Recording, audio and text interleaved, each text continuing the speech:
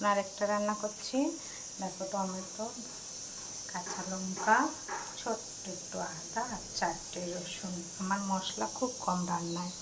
আর এই প্রেশার কুকারে 4টে ডিম, 2টো আলুকে একটু সেদ্ধ করতে দিয়েছি, ভাপাতে দিয়েছি ডিমটা সেদ্ধ করার জন্য। তোমরা দেখতে থাকো আমি কী করছি। আমি একটু আদা আর জিরে বাটবো, লঙ্কা টমেটোগুলো মিক্সিতে বাটবো, আর শিলে এই আদাটা আর একটু জিরে বেটে নেব। ব্যাস, এটা আমার রান্নার মশলা। এইটুখানি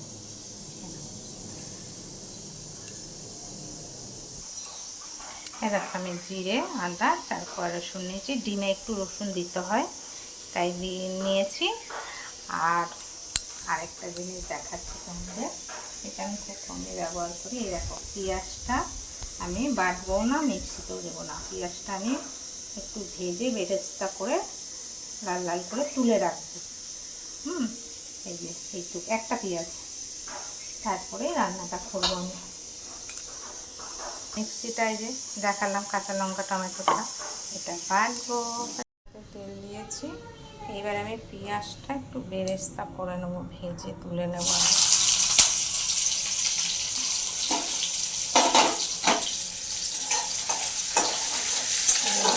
ভেজে তুলে নিয়ে তাতে আলুগুলো ভাজবো, ডিমটা ভাজবো। মশলা দিয়েছি, এই মশলাটা ভেজে ডিমের কষা করবো। দেখো তোমরা,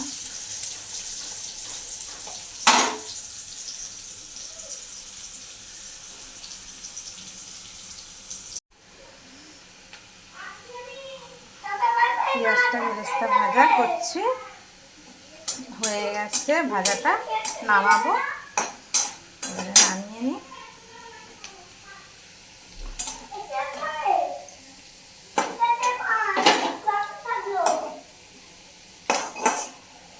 তুলে নিচ্ছি, নিয়ে এবারে আমি আলুটা ভেজে নেবো আগে। এক হাতে তুলতে হচ্ছে আমার।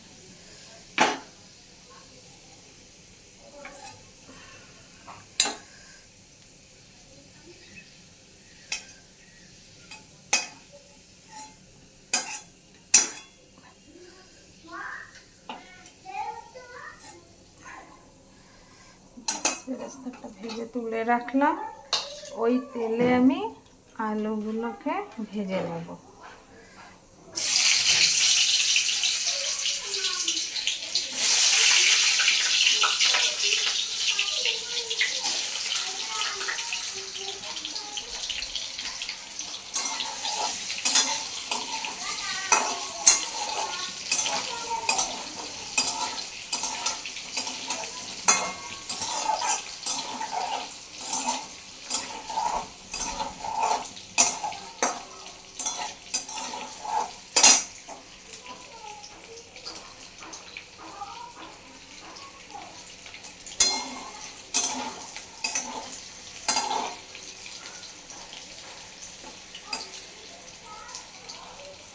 হলুদ দেব,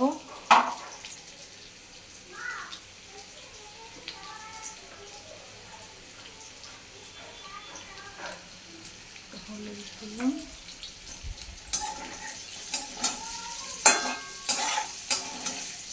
নুন দিই, এখন নুন দেবো না। আলুটা তো ভাপিয়েছি, ডিমের সাথে সেদ্ধ হয়েছে, নুনটা পরে দেবো, কারণ আলুটা গলে গেছে। আলুটা আমি ভেজে তুলে নিয়ে ডিমটা ভেজে তারপরে দেখো কী করি।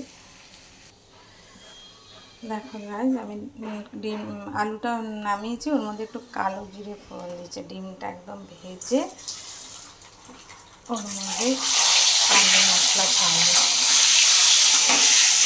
আর আলুতে যে হলুদ দিয়েছিলাম, ওই হলুদের কালার এরকম ডিমে ধরে নিচ্ছে।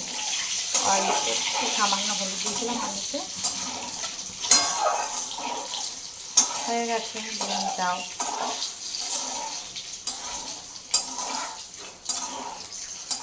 অল্প ভাজবো ডিম, কেন অল্প ভাজি জানো তো, কড়া করে ভাজলে না ডিম একটা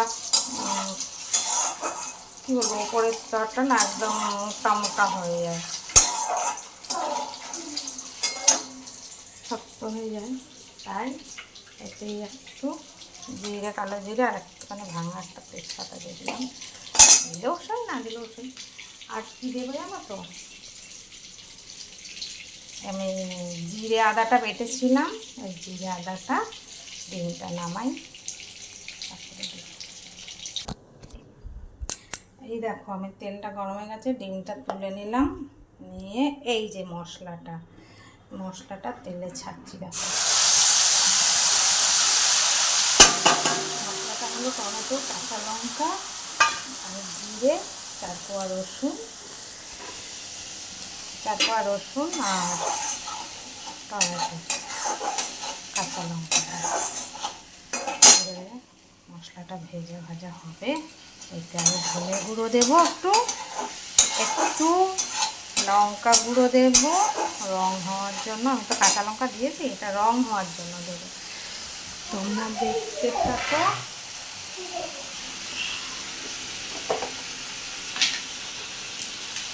ধনে গুঁড়ো দেবো,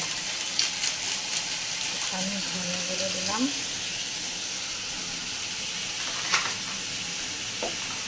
লঙ্কা গুঁড়ো,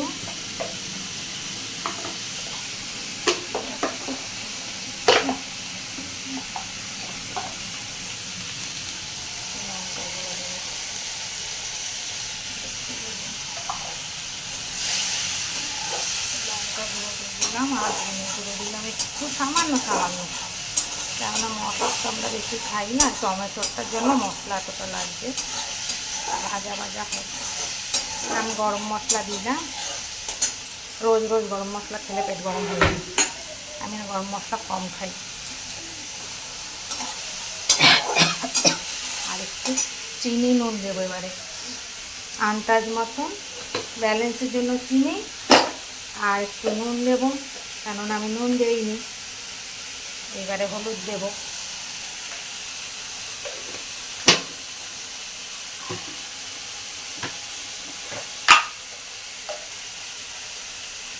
আন্দাজ মতো নুন দিলাম, একটু নুন দিই, ওই জন্য একটু নুনটা দিয়ে দিলাম।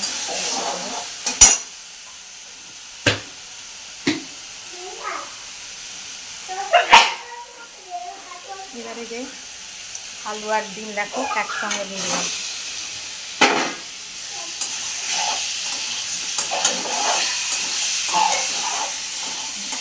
কষা করবো তো,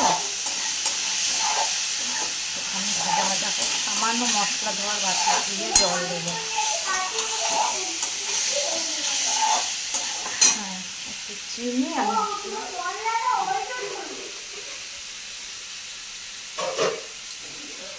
হয়ে গেছে, সামান্য একটু জল দিয়ে এবারে একটু জল দেবো, মশলা বাটিটা ধুয়ে জল দিই।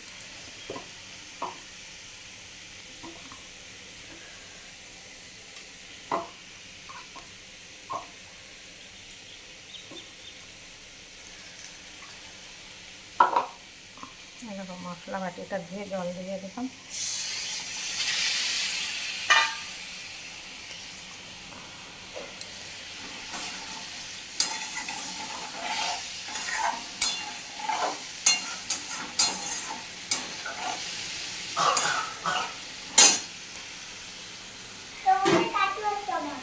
কাশি হচ্ছে, এই যে মশলা দিয়েছি না, ঝাঁঝ একটু গন্ধটা কাশি হচ্ছে।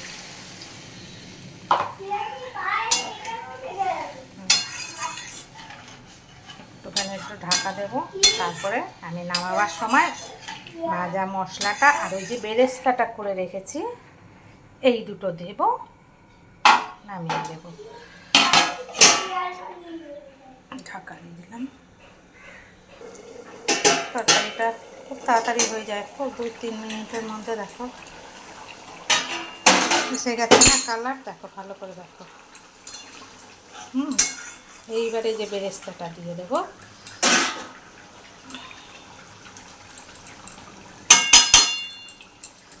বেরেস্তাটা লাস্টে দিলে কী হয়, এই যে ভাজা একটা পেঁয়াজের একটা সুন্দর গন্ধ থাকে, এটা তরকারিটার মধ্যেই থেকে যায়। আর আমার সেই যে পুরনো ভাজা মশলা এই যে দিয়ে দিলাম। দেখো এটা হলো গিয়ে ডিমের কষাই বলো আর রসাই বলো, এটা ঠান্ডা হলে একটু ঝোলটা শুকিয়ে যাবে, বুঝেছো? হয়ে গেছে, খুব সুন্দর গন্ধ বেরোচ্ছে। নিভিয়ে দিলাম গ্যাস।